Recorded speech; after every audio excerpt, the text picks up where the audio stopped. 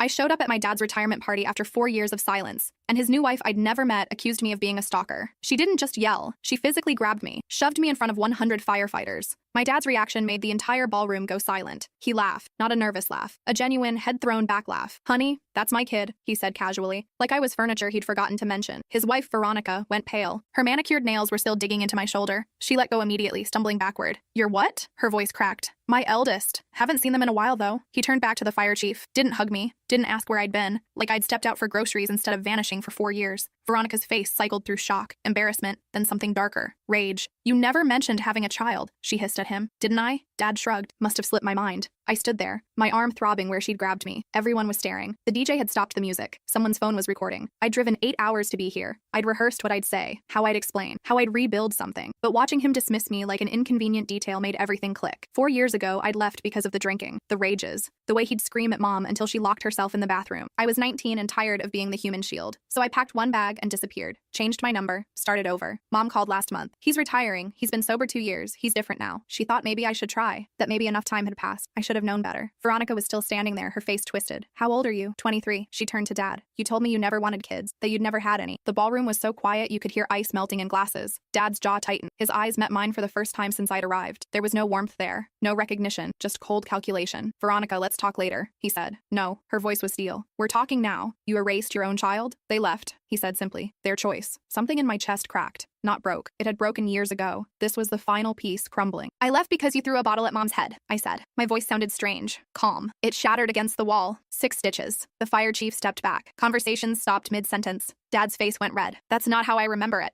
"I still have the pictures." Veronica looked at me differently now, like she was seeing me for the first time. "Pictures?" I pulled out my phone, opened the folder I'd kept as insurance. Mom's bleeding scalp, the shattered glass, the hole in the drywall, the police report I'd filed and withdrawn because Mom begged me to. "I have 47 more," I said quietly, "from different nights." Dad moved toward me, not threatening, pleading. "You can't show those, not here. These are my brothers, my squad." "Your squad," I repeated. "The guys who think you're a hero." His hand reached for my phone. That's when Veronica stepped between us. This woman who'd assaulted me minutes ago now formed a barrier. "Don't touch them," she said to Dad. Her voice shook. "Don't you dare." Dad's face transformed. The mask slipped. I saw the rage I remembered. The man who'd terrorized my childhood. "Veronica, you don't understand." "Then explain," she said. "Explain to all these people how you forgot you had a child." The fire chief cleared his throat. "Maybe we should give you folks some privacy." "No," I said. "Stay. You should know who you're celebrating." Dad took a step back. For the first time, he looked scared. "What do you want?" I hadn't known until that moment. I'd come hoping for reconciliation, for closure. But standing there watching him panic, I realized what I actually needed. "I want you to tell them the truth," I said. "Tell everyone here why I left. Why Mom left. Tell Veronica why you never mentioned having a kid." The silence stretched. Someone's radio crackled. A glass broke somewhere in the kitchen. Dad's mouth opened, closed. His eyes darted around the room, looking for an escape. There wasn't one. That's when the doors burst open. 2 uniformed officers walked in. Behind them, my mom. And behind her, someone I never expected. My younger brother. The one I didn't know existed. He was tall, maybe 17, had Dad's jawline but Mom's eyes. He stared at me like I was a ghost. Mom's hand was on his shoulder, gripping tight. The officers stopped just inside the doorway, scanning the room. "That's him," Mom said, pointing at Dad. Her voice was different than I remembered. Stronger. "That's my husband." Ex-husband, I thought. She'd left him 2 years ago. Filed divorce papers 6 months after I disappeared. I'd found out through a mutual friend who tracked me down on social media. The taller officer stepped forward. "Sir, we need you to come with us."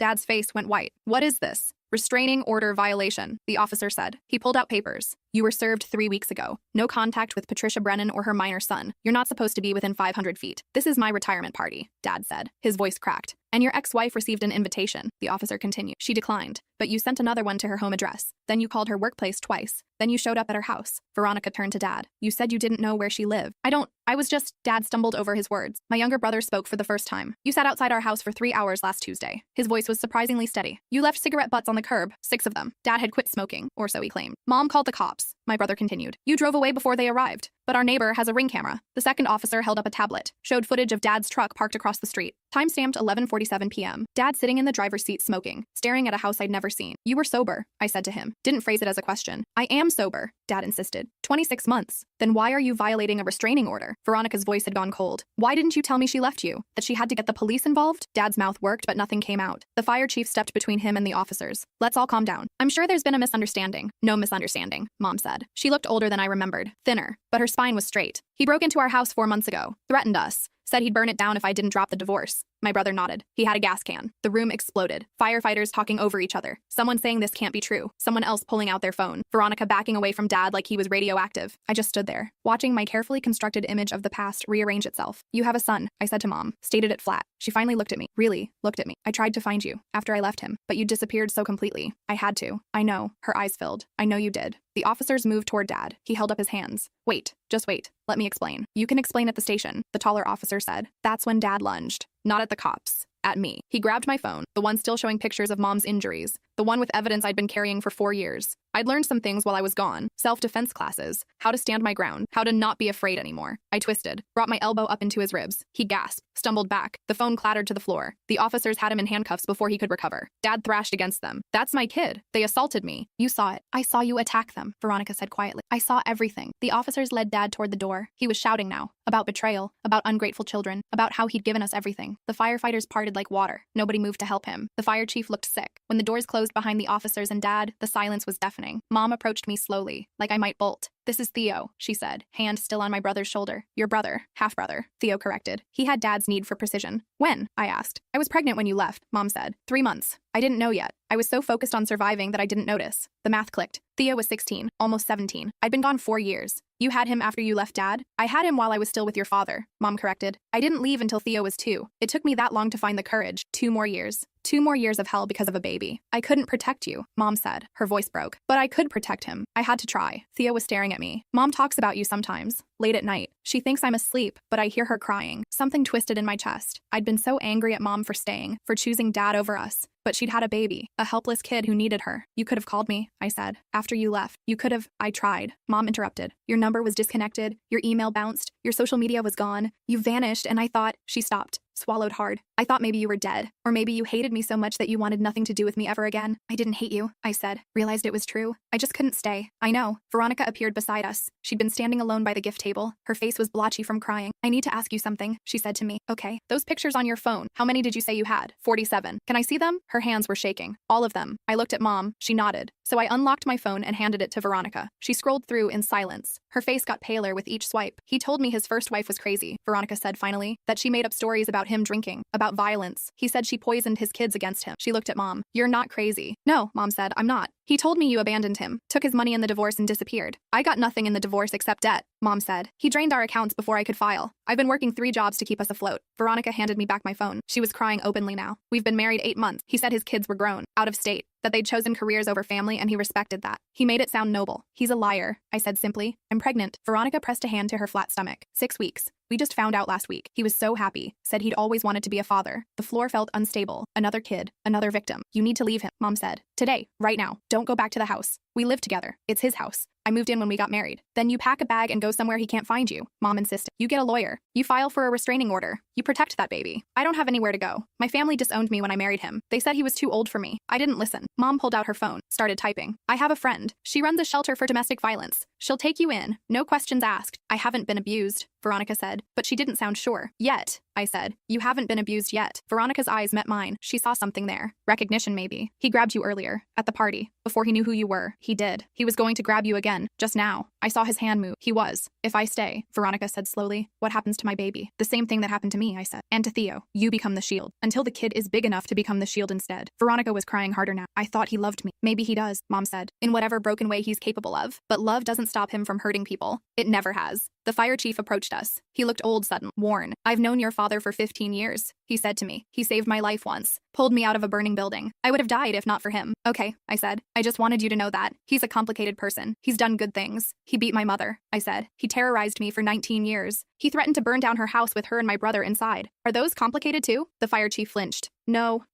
those are just evil. Then stop making excuses for him. He nodded slowly, walked away. Other firefighters were gathering their things. The party was over. Some looked angry. Some looked shell-shocked. A few were crying. Theo spoke up. What happens now? Good question. I'd come here expecting one thing. I'd gotten something completely different. A brother I didn't know existed. A stepmother who needed help. A mother I'd been angry at for years who turned out to be just as trapped as I was. Now we leave, Mom said. All of us. Before he makes bail. He'll make bail? Veronica asked. He always does. Mom said. He has friends, people who believe him, people who think we're overreacting. Then where do we go? Somewhere he can't find us, Mom said. Somewhere safe. I thought about my apartment, 1,200 miles away. Studio space. Barely room for me. Definitely not room for 4 people. But I'd made it work before. I could make it work again. I have a place, I said. It's small, but it's far from here. He doesn't know where I live, doesn't even know what state I'm in. You'd let us stay with you? Mom asked. After everything? After everything, I confirmed. Theo looked skeptical. You're a stranger. We don't know you. You're right, I said. But we have about 6 hours of driving to change that. Unless you'd rather stay here and wait for Dad to get out? How do we know you're not dangerous too? Theo pressed. How do we know you're even who you say you are? Smart kid. Suspicious kid. Good survival instincts. You don't, I admitted. But your mom does. She knows me. Or knew me. 4 years is a long time, but people don't fundamentally change. Mom was studying my face. You look different, older. Your hair is shorter, but your eyes are the same. You always had his eyes, but your grandmother's kindness in them. I cut my hair the day I left, I said. Makes it easier to run. You've been running for 4 years? Haven't we all? Veronica interrupted. I need to get my things from the house. My documents, my medication, my mother's jewelry. It's all I have left of her. Then we go now, Mom said. While he's in custody. We go, we pack, and we leave. No hesitation. I'll drive, I offered. I have a SUV. Should fit everyone. We walked out of the ballroom together, the 4 of us. A strange family formed by violence and survival. Behind us, firefighters were still processing what they'd seen. Ahead of us, an uncertain future. My SUV was in the parking garage, 3 years old. Nothing fancy, but reliable. Bought with money I'd earned working overnight shifts at a warehouse. Theo climbed in back. Mom took shotgun. Veronica hesitated. I should call the police, she said. Tell them I'm getting my things. Make it official. Good idea, Mom said. Always document everything. Veronica made the call. Gave our ETA. The dispatcher said an officer would meet us there. Make sure nothing escalated. Escalated, Veronica repeated after hanging up. Like it hasn't already. The drive to Dad and Veronica's house took 20 minutes. It was a nice neighborhood, big houses, manicured lawns, the kind of place that screamed success. Dad had done well after Mom left, got promoted, got remarried, got a fresh start, while we rotted in his wake. The police cruiser was already there when we pulled up. Same officers from the ballroom. They nodded at us. Make it quick, the taller one said. He could post bail within the hour. Veronica's hands shook as she unlocked the door. Inside, the house was pristine. Modern furniture, expensive art, everything in its place. It looked like a magazine spread. Sterile. Cold. Our room is upstairs, Veronica said. I'll pack. I'll help, Mom offered. They disappeared up the stairs. Theo and I stood in the entryway. He was looking around like he'd never been here before. Have you? I asked. Been here before? Once, Theo said. Dad brought me here 6 months ago. Said he wanted me to meet Veronica. She wasn't home. He gave me a tour. Told me this would all be mine someday if I convinced Mom to drop the restraining order. Did you? I told Mom what he said. She filed for full custody the next day. Smart kid. Loyal kid. Better than I'd been at his age. You protected her, I said. Someone had to, Theo said. You weren't there. The words hit like a slap. You're right. I wasn't. Why did you leave? Because I was drowning. Because every day in that house felt like dying. Because I was 19 and thought if I could just escape, just get away, everything would be okay. Was it? Theo asked. Okay? No, I admitted. But it was better than staying. Mom needed you. Mom needed a lot of things I couldn't give her. I was a kid. A messed up kid trying to survive. She cried every night for a year after you left, Theo said. I was too young to understand, but I remember. She'd sit in your old room and just cry. Guilt twisted in my stomach. I didn't know she was pregnant. Would it have mattered? Would you have stayed? Honest question. Deserved an honest answer. No, I wouldn't have. I'd have left anyway, and hated myself more for it. At least you're honest, Theo said. It's all I have left. Mom and Veronica came down the stairs. Veronica had 2 suitcases. Mom carried a banker's box full of files. Got everything important, Mom said. Documents, jewelry, medications, some clothes. We can replace the rest. We should go, the taller officer said. Just got word he posted bail. He'll be released within 30 minutes. We loaded the SUV. Veronica took one last look at the house. 3 years I spent decorating this place, making it a home, and now I'm running. You're escaping, Mom corrected. There's a difference. The drive out of town was tense. Every car that passed made Veronica flinch. Every siren made Theo go rigid. Mom stared out the window, lost in thought. I just drove, 1 mile at a time, putting distance between us and Dad. 6 hours later, we pulled up to my apartment building. It wasn't much. 3-story walk-up in a neighborhood that was trying to gentrify. My place was on the top floor. 1 bedroom, kitchenette, bathroom the size of a closet. 600 square feet total. This is it, I said. Home sweet home. We trudged up the stairs. I unlocked the door. Everyone filed in. The space immediately felt too small. It's cozy, Veronica said politely. It's tiny, Theo corrected. It's safe, Mom said. That's what matters. I showed them around. Took about 30 seconds. Bedroom here, bathroom there, kitchen in the corner, living space that doubled as dining room and office. I'll take the couch, I said. Mom and Theo can have the bedroom. Veronica, there's an air mattress in the closet. We'll set it up in here. I can't ask you to give up your bed, Mom protested. You're not asking, I'm offering. We spent the next hour making the space work. Mom and Theo disappeared into the bedroom. Veronica and I inflated the air mattress. She was quiet. Processing everything. Thank you, she said finally. For this. For letting me come. You don't even know me. You're carrying his child, I said. That makes you family, whether we like it or not. Do you like it? Honestly, I don't know yet, but I'm willing to try. Veronica nodded. That's more than I deserve. You deserve safety. You deserve peace. You deserve a life where you're not afraid. I was so stupid, Veronica whispered. Everyone warned me about him. My parents. My friends. They said he was too old, too intense, had too much baggage, but he was charming. He made me feel special. That's what predators do, I said. They find the vulnerable ones and make them feel seen. Were you vulnerable when he met your mom? I thought about what Mom had told me years ago, about how Dad swept her off her feet, how he proposed after 3 months, how he seemed perfect until they got married. Yeah, I said. She was. lost her parents young, had no family support. He promised her stability, a family, all the things she'd never had. And then he destroyed it all. That's his pattern. Build people up, make them dependent, then tear them down so they're too broken to leave. Your mom left, Veronica pointed out. After 16 years and 2 kids. After I disappeared and she hit rock bottom. After he nearly killed her. He nearly killed her? I pulled out my phone, scrolled past the pictures I'd shown at the party, found the one I'd never shown anyone. Mom unconscious on the floor, blood pooling around her head, paramedics working on her. This was 3 months before Theo was born, I said. Dad threw her down the stairs, said it was an accident, that she slipped, but I saw him push her. Veronica covered her mouth. The baby. Theo was fine. Miracle, really. Mom had a fractured skull, broken ribs, collapsed lung. She was in the hospital for a week. Dad told everyone she fell, even convinced the doctors. He's good at that. Convincing people. Why didn't you report him? I tried, filed a police report, but Mom wouldn't corroborate. Said she didn't remember, said I was mistaken. She was terrified he'd get custody of Theo, terrified he'd hurt us worse if she told the truth. So you left. So I left, because I couldn't save her, couldn't save Theo, could barely save myself. Veronica was crying again. I'm going to be just like her, trapped with a baby and no way out. No, I said firmly, you're not, because you left before the baby was born, before he could dig his hooks in too deep. You have a chance she never had. What if he finds us? Then we run again, and again, as many times as it takes.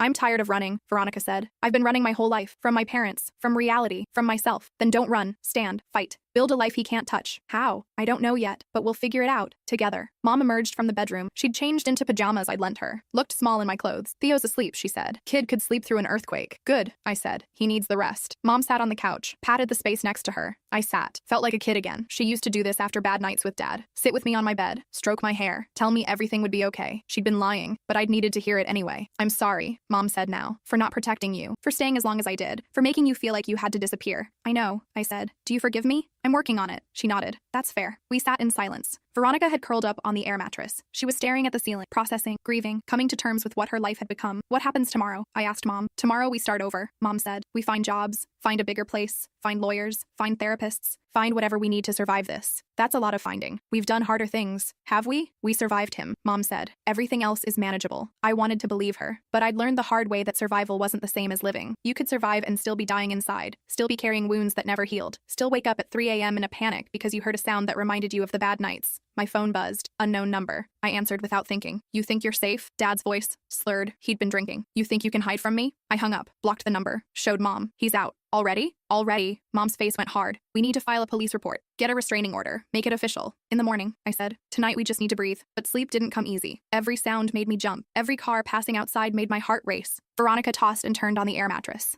Mom paced in the bedroom. Even Theo, who claimed he could sleep through anything, woke up twice from nightmares. At 4 a.m., I gave up trying to sleep. Went to the kitchen, started making coffee. Mom joined me minutes later. Couldn't sleep either? She asked. Nope. He called you. He did. He called me too. 7 times. Left voicemails. Said he knows where we are. Said he's coming for Theo. My blood went cold. He's bluffing. He doesn't know where I live. Are you sure? Was I? I'd been so careful. No paper trail. No address on any documents. No social media present. But Dad was resourceful. Dad had friends. Dad could find people. We need to move, I said. Today. Right now. We can't stay here. Where do we go? I don't know. Somewhere far. Somewhere he'd never think to look. We can't keep running forever. Then what do you suggest? We stay here and wait for him to show up? We fight, Mom said. We get lawyers. We get restraining orders. We use the system. The system failed us before. Because I didn't fight hard enough. Because I was too scared. But I'm not scared anymore. You should be, I said. He's dangerous. So am I, Mom said. When it comes to protecting my kids. Veronica appeared in the kitchen doorway. I heard you talking. He called me too. 32 times. I stopped counting after that. What did he say? Mom asked. That I'm making a mistake. That I'm throwing away our life together. That he's a good man who made bad choices and deserves a second chance. Veronica's voice was flat, dead. Then the messages got darker. Said I'd regret leaving. Said he'd make sure I never saw my baby. Said no one would believe me. Record them, I said. Save every voicemail, every text, every call. It's evidence. Evidence for what? He hasn't done anything yet. Yet, Mom repeated. That's the key word. The sun came up. We made breakfast. Theo emerged, looking exhausted. You guys are loud, he complained. Sorry, Mom said. We have things to discuss. About Dad? About safety. We sat around my tiny kitchen table. 4 people who barely fit. 4 people trying to figure out how to survive the day. I vote we leave the state, Theo said. Go somewhere he'd never look. Change our names. Start completely over. That's running, Mom said. Running kept us alive this long. But it's not living, I said. Trust me, I know. Then what's your solution? Theo challenged. Stay here and hope he doesn't find us? Hope the restraining order actually works this time? We build something he can't destroy, I said. We document everything. We create a network. We make sure if something happens to one of us, the others are protected. That sounds paranoid, Veronica said. That sounds like survival, Mom corrected. We spent the day making plans, called lawyers, filed police reports, documented the calls and voicemails. Mom contacted her friend at the shelter, asked about emergency housing, asked about job programs,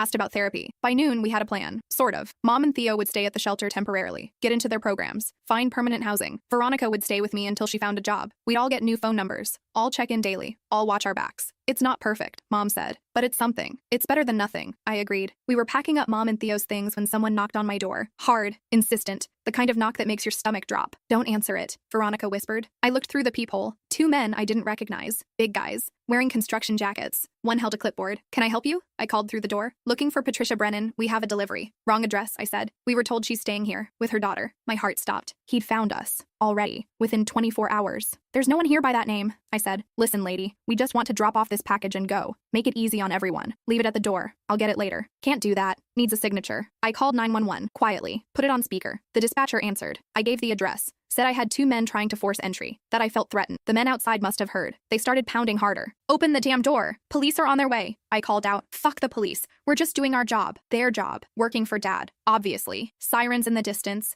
Getting closer. The men cursed. I heard footsteps running down the stairs. Peeked through the peephole again. They were gone. Police arrived 3 minutes later. Took statements. Searched the building. Found nothing. The men had vanished. You need to leave, the officer said. Today, this is an active situation. He knows where you are. He's escalating. Where do we go? I asked. Anywhere but here. So we left. Threw everything in the SUV. Drove to the shelter. Mom and Theo checked in. Veronica and I got a motel room 2 towns over. Paid cash. Registered under fake names. This is insane, Veronica said. We're acting like fugitives. We are fugitives, I said, from him. That night, I got a text from an unknown number. A photo, my apartment building, time-stamped an hour ago, then another photo, the motel parking lot. Our SUV. He was watching. I showed Veronica. She went pale. How is this possible? How did he find us so fast? I don't know. We need to call the police. And tell them what? He sent photos? That's not illegal. It's threatening. It's calculated. He knows exactly how far he can push without crossing legal lines. So what do? We stop reacting. We start planning. I called Mom, told her about the photos. She was silent for a long moment. He tagged my car, she said finally. Had to be. When he showed up at our house, he must have put a tracker on it. Do you still have the car? It's parked at the shelter. Get rid of it. Today. Sell it. Abandon it. Whatever it takes. That's my only transportation. It's also how he's finding us. Mom agreed. We made arrangements. She'd sell the car to a junkyard, use the money for bus tickets, get herself and Theo to a different city, start completely fresh. Veronica and I would do the same. Different direction, different approach. We'll regroup in a month, Mom said, once things calm down. And if they don't calm down, then we keep running, for as long as it takes. We said goodbye. Might be the last time we saw each other for months, maybe years. But it was better than the alternative. Veronica and I left the motel at dawn, drove north. No particular destination, just away. Put 12 hours between us and Dad by evening. Found a small town, the kind with 1 stoplight and 3 churches. Rented a room at a bed and breakfast. The owner was an older woman who asked no questions. Just took our cash and handed over a key. You girls running from something? She asked. Someone, I corrected. She nodded. Been there. Room's yours as long as you need it. No judgments here. We stayed for 3 weeks. Veronica found work at the local diner. I got a job at the hardware store. We saved every penny. Checked in with Mom daily. She and Theo were in Oregon now. Mom working at a call center. Theo enrolled in online school. He hasn't found us yet, Mom said. Maybe he finally gave up. She shouldn't have said that. The next day, Theo didn't show up for his online classes. Mom called his phone, straight to voicemail, checked his room. He was gone, along with his backpack and phone charger. He took him. Mom sobbed. Your father took Theo. Are you sure? He left a note. Said he went to see Dad. Said Dad promised to leave us alone if Theo came back. That's a trap. I know. But Theo's just a kid. He believed him. Police were called. Amber Alert issued. But Theo was 16. Technically old enough to leave on his own. Not technically kidnapped. Just a runaway. Except we all knew better. I have to go get him, Mom said. I have to bring him home. You can't. Dad's expecting that. He's using Theo as bait. I don't care. He's my son, and you're my mother. I'm not letting you walk into that trap alone. So we drove, Veronica and I, back to the city we'd fled from, back to the danger we'd escaped, back to save Theo. Mom met us at a rest stop outside city limits. She looked awful. Hadn't slept. Hadn't eaten. Just drove straight through. I have an address, she said. Dad's new place. He moved after posting bail. Bought a house outside town. Middle of nowhere. Of course he did, I muttered. We drove in convoy. Mom leading, me following. 30 minutes into rural nothing. House at the end of a long gravel driveway. No neighbors. No witnesses. Perfect place for something bad to happen. We should call the police, Veronica said. And tell them what? That a teenager visited his father? That his father violated a restraining order. Dad's smart. He probably got Theo to text first. To invite himself over. That's not violation. That's visitation. So we just walk in there? No, I walk in there. You two stay in the car. Engine's running. If I'm not out in 10 minutes, you drive away and call the police. I'm not leaving you, Mom said. Yes, you are. Because if this goes wrong, Theo needs at least one parent alive. The house was dark when I approached. No lights. No movement. But I knew he was inside. Knew he was watching. I knocked. No answer. Tried the door. Unlocked. Dad! I called out. I know you're here. Sound from upstairs. Footsteps. Then Theo appeared at the top of the stairs. You shouldn't have come. Yeah, well, I'm stupid like that. Where is he? Right here, Dad said, stepping into view behind Theo. He had his hand on Theo's shoulder, casual, friendly, but I saw Theo flinch. Let him go, I said. He came here voluntarily. Isn't that right, son? Theo nodded, but his eyes said something different. What do you want? I asked Dad. Want? I want my family back. I want my wife to stop filing frivolous restraining orders. I want my kids to stop spreading lies about me. They're not lies, aren't they? You have your version of events. I have mine. Truth is somewhere in between. You threw Mom down the stairs. I barely touched her. She lost her balance. You threatened to burn down her house. I was upset. People say things they don't mean when they're upset. You stalked Veronica. She's my wife. I have a right to check on her. She has a restraining order. That's a misunderstanding. I'm working with my lawyer to get it dropped. Every word out of his mouth was gaslighting, manipulation, rewriting history to make himself the victim. I'm taking Theo home, I said. He is home, with his father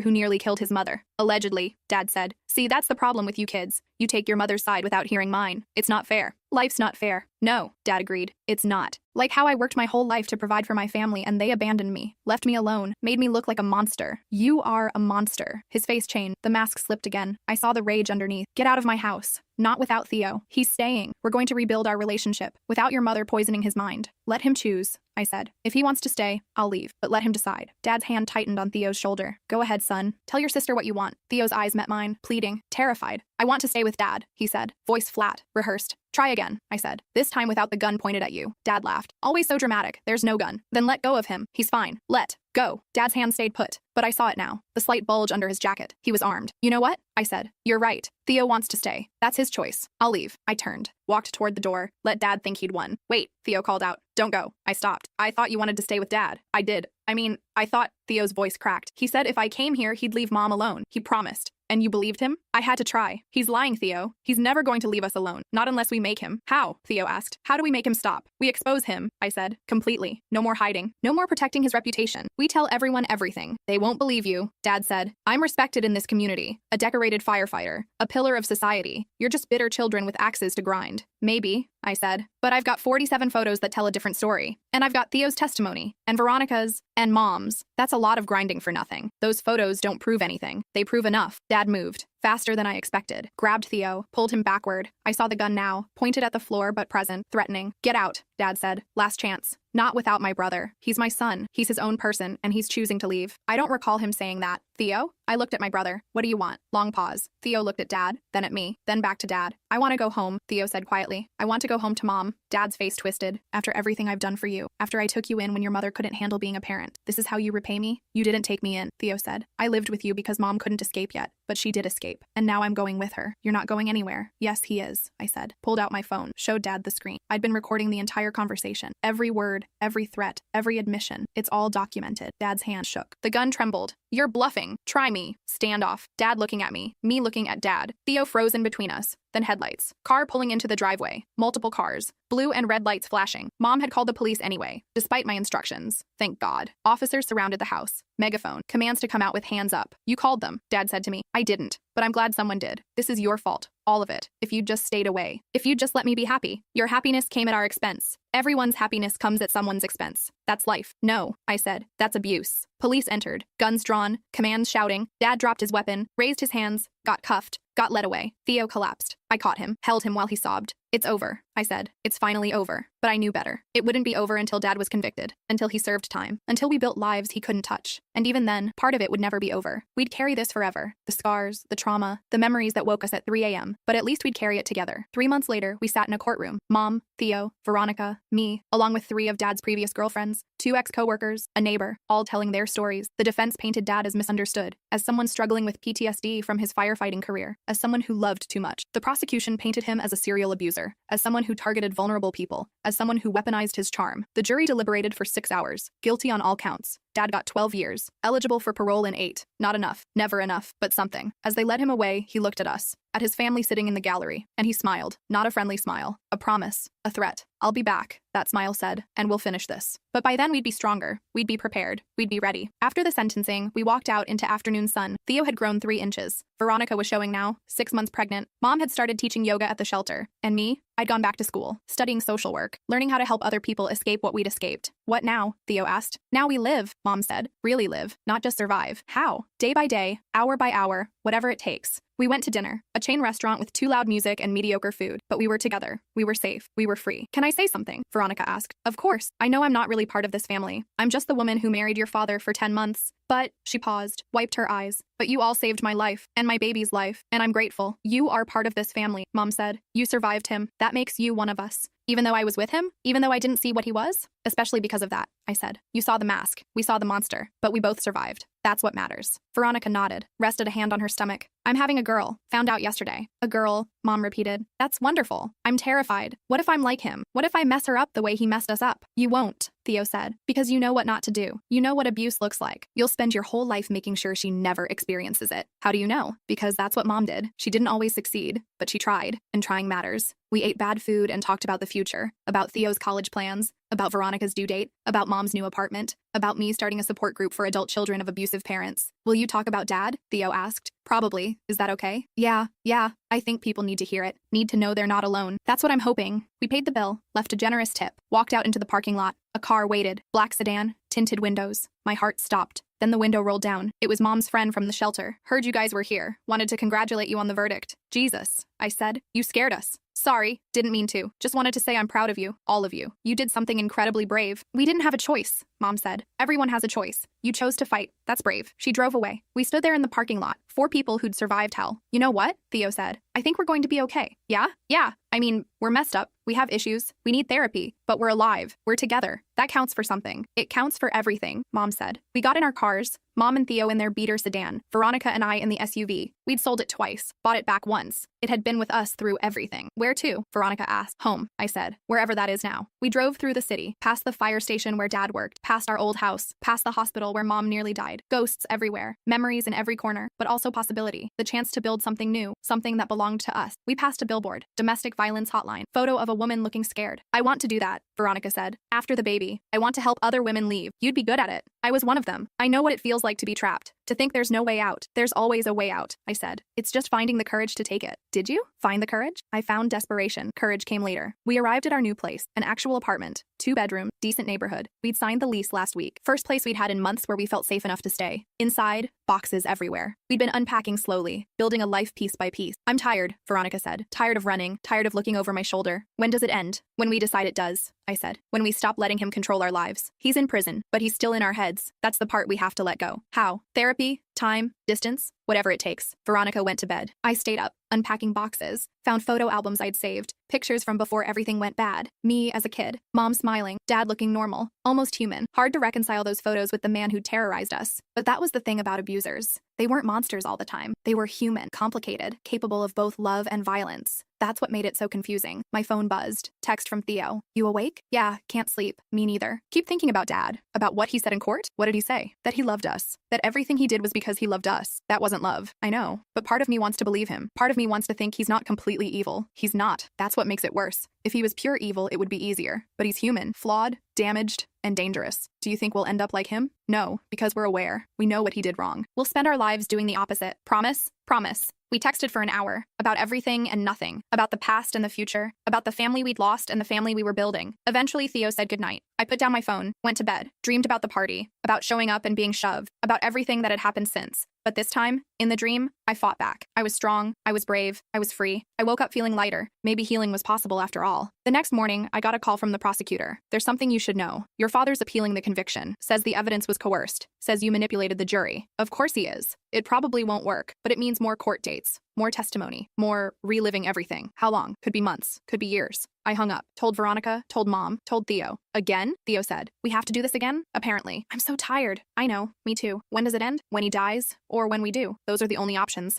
Dark thought, true thought. Then we better outlive him, Mom said. Better make our lives so good that he becomes irrelevant. How? By living, by thriving, by refusing to let him take anything else from us. So that's what we did. Mom opened a yoga studio, small place, just enough for 6 students. She called it Breathe, simple, powerful. Theo finished high school early, got accepted to college, wanted to study psychology. So I can help other kids who grew up like us. Veronica had her baby, a girl named Hope. Cliché but perfect. She was healthy, beautiful, completely unaware of the violence that had preceded her existence. And me? I finished my social work degree, started working at a women's shelter, the same one that had helped Mom, full circle. I ran support groups twice a week for adult children of abusive parents, for survivors of domestic violence, for anyone trying to rebuild after trauma. How do you move on? Someone asked at one session. Young woman, early 20s, just left her boyfriend. How do you stop being afraid? You don't, I said honestly. The fear doesn't go away. You just learn to function despite it. That sounds exhausting. It is. But it's better than the alternative, which is staying, dying slowly, losing yourself piece by piece until there's nothing left. She nodded. I saw understanding in her eyes. She'd been there. She knew. I left 3 times before it stuck, she said. He kept promising to change. I kept believing him. That's normal. It takes an average of 7 attempts to leave an abusive relationship. 7? I thought I was weak for going back. You weren't weak. You were traumatized. You were trauma bonded. You were doing your best with impossible circumstances. My friends say I should have just left earlier. Your friends don't understand. They've never been in that position. They don't know what it's like to love someone who hurts you. Did you love your dad? Yes. And I hated him. Both things were true at once. How do you reconcile that? I don't. I just accept that humans are complicated, that love and abuse can coexist, that nothing is black and white. The session ended. People left. I stayed behind, cleaned up, set up for the next group. My phone rang. Unknown number. I answered cautiously. This is Officer Hernandez. I worked your father's case. I wanted to give you a heads up. He's been making phone calls from prison to people on the outside. What kind of phone calls? Asking about you, about your mother, about your brother, about his ex-wife Veronica. That's not allowed. He has a restraining order. He's using intermediaries. Technically not violating the order, but it's concerning behavior. What should we do? Be vigilant. Document everything. If anyone approaches you claiming to be from your father, report it immediately. Okay, thank you for letting me know. I hung up, called Mom, called Theo, called Veronica, warned them all. He's never going to stop, is he? Veronica said. Even from prison, even with 12 years to serve, he's still trying to control us. That's what abusers do. They can't stand losing power. I'm scared. Me too, but we're prepared now. We know his tactics. We know what to watch for. What if that's not enough? Then we adapt. We survive. We keep going. For how long? Forever. Or until he gives up. Whichever comes first. 3 years passed. Dad exhausted his appeals, settled into prison routine. The phone calls stopped. The threats diminished. The obsession seemed to fade. We started to breathe easier. Theo graduated college, got a job at a youth counseling center, met someone, a nice guy named Chris who made him laugh. Mom's yoga studio expanded. She hired 2 instructors, started offering free classes for domestic violence survivors. Veronica went back to school, studied social work. We worked at the same shelter. Partners in healing. Hope turned 3. Smart kid, funny kid, completely unaware of the darkness that surrounded her conception. And me? I wrote a book about surviving family violence, about rebuilding after trauma, about finding yourself when everything you knew was a lie. It was published by a small press, sold modestly, but the emails I got made it worth it.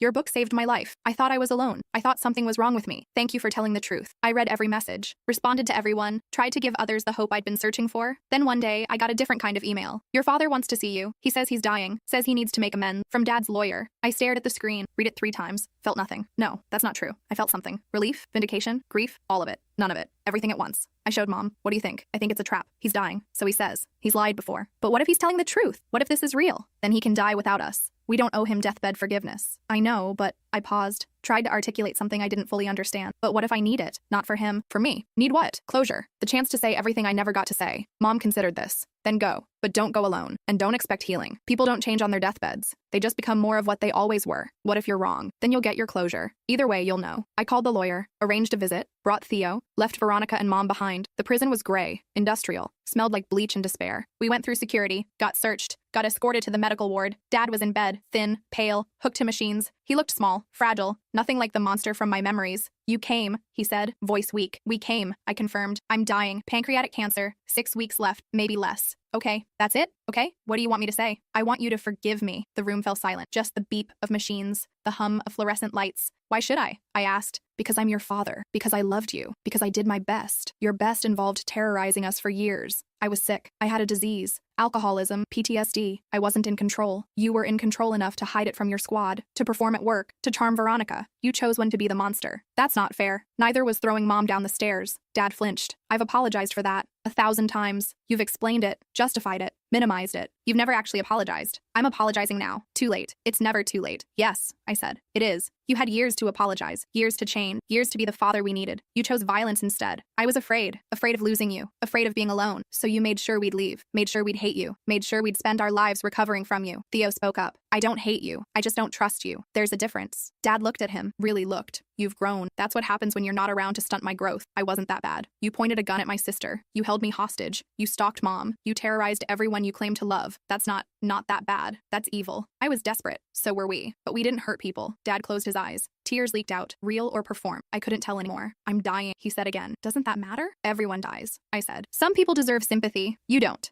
I'm still your father, biologically, but you lost the right to that title years ago. What do you want from me? Nothing. Absolutely nothing. That's the point. Then why are you here? Good question. Why was I here? Standing beside the bed of a dying man who destroyed my childhood. I'm here to tell you that we survived, I said. That we're thriving. That everything you tried to destroy, we rebuilt. And we did it without you. That's cruel. That's truth. I loved you. I still love you. Love isn't enough. It never was. You needed to be safe. You needed to be kind. You needed to be someone we could trust. You were none of those things. I can't change the past. No, but you could have changed the present. You could have gotten help. You could have taken responsibility. You could have let us go instead of chasing us for years. I needed my family. You needed control. We were never a family. We were hostages. Dad opened his eyes, looked at me with something like recognition. You sound like your mother. Thank you. That's the nicest thing you've ever said to me. It wasn't a compliment. I know. That's why it means something. We stood there, the three of us, looking at the man who'd shaped our trauma. I'm not going to forgive you, I said finally. Not today. Not ever. Not because I'm holding a grudge, but because forgiveness implies you earned it, and you didn't. Everyone deserves forgiveness. Everyone deserves a chance. You got 1,000 chances. You wasted everyone, so that's it. You're just going to let me die alone? You're not alone. You have nurses, chaplains, your lawyer. That's more than most people get. I want my family. You should have thought about that before you destroyed it. We left, walked out of the medical ward, through the prison, past the guards and the gates and the walls, into sunlight, into fresh air, into freedom. How do you feel? Theo asked. Empty, I said, but in a good way. Like I put down something heavy. Did you get your closure? I don't know. Maybe closure isn't a moment. Maybe it's a process. That's very therapist of you. I've been practicing. We drove home, told Mom and Veronica what happened, how Dad looked, what he said, how we responded. Do you regret going? Mom asked.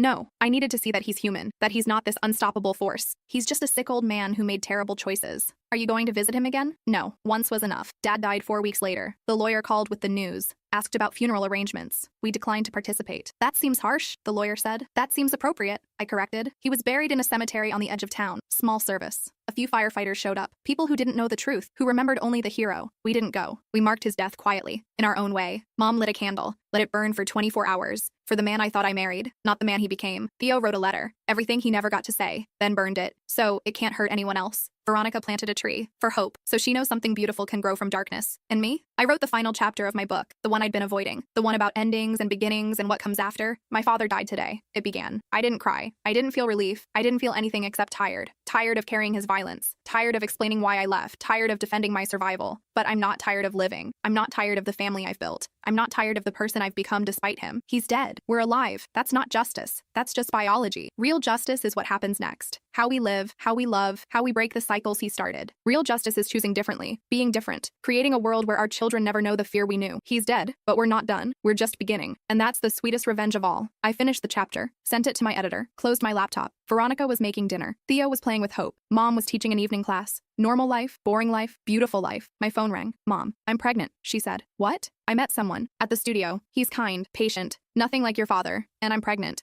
Mom, that's amazing. I'm 47, too old for this, but I'm doing it anyway. You're going to be great. I'm terrified. That means you'll be amazing. We talked for an hour about her new partner, about the pregnancy, about fear and hope and second chances. I never thought I'd have this, Mom said. A do-over, a chance to be the parent I couldn't be before. You were a good parent. I was a surviving parent. There's a difference, but maybe this time I can be both. You will be. I know it. After we hung up, I sat in silence, thinking about cycles, about how we break them, about how healing isn't linear. Dad was gone, but we remained, changed, scarred, stronger. That night, I dreamed about the retirement party. But this time when Dad laughed, I laughed too. Not with him, at the absurdity of it all. And in the dream, I walked away, not running, walking, with my head high and my family beside me. When I woke up, Veronica was making breakfast. Hope was singing off-key in her room. Theo was texting Chris about weekend plans. Normal, beautiful, safe. You okay? Veronica asked. Yeah, I said, and meant it. I'm okay. For real? For real. We ate breakfast together, made plans, talked about nothing important, just lived. Later that day, I got an email from someone who'd read my book. Thank you for writing this. I left my husband last night. Your book gave me courage. I have 3 kids and no money and I'm terrified, but I left. And I'm not going back. I wrote back immediately. You're going to make it. I don't know how. I don't know when, but you will. Because leaving is the hardest part. Everything else is just details. Find a shelter, find a lawyer, find a therapist, find whatever you need, ask for help, accept help, survive. And in a few years, when you're on the other side, remember this moment. Remember how brave you were, how strong you were, how you saved your kids and yourself. You're a hero, even if you don't feel like one yet. I hit send, hoped it helped, hoped she survived, hoped her story ended better than most. That night, we had dinner together, all of us. Mom and her new partner, Theo and Chris, Veronica and Hope, me, a family. Not biological, not traditional, but real. I want to make a toast, Mom said, raised her glass, to survival, to healing, to the family we chose. We all raised our glasses, even Hope, with her juice box. To family, we echoed. And somewhere in the back of my mind, I heard Dad's voice. angry, resentful, telling me I'd never be happy without him, but he was wrong. We were happy. We were free. We were whole. And that was the best revenge of all. Not vengeance, not violence, just living well, just thriving despite him. He tried to destroy us. Instead, he'd made us stronger. That was his legacy. Not the violence, not the fear, but the strength we'd built in opposition to him. I looked around the table at these people I loved, these survivors, these warriors. Thank you, I said, all of you, for not giving up, for staying alive, for being here. Thank you for coming back, Mom said, for finding us again. I'll always come back, I said. That's what family does. And this time I wasn't lying. This time it was true. Because family isn't who you're born to. It's who shows up, who stays, who fights for you even when it's hard. We were family. We were survivors. We were free. And no one, not even a dead man, could take that away from us.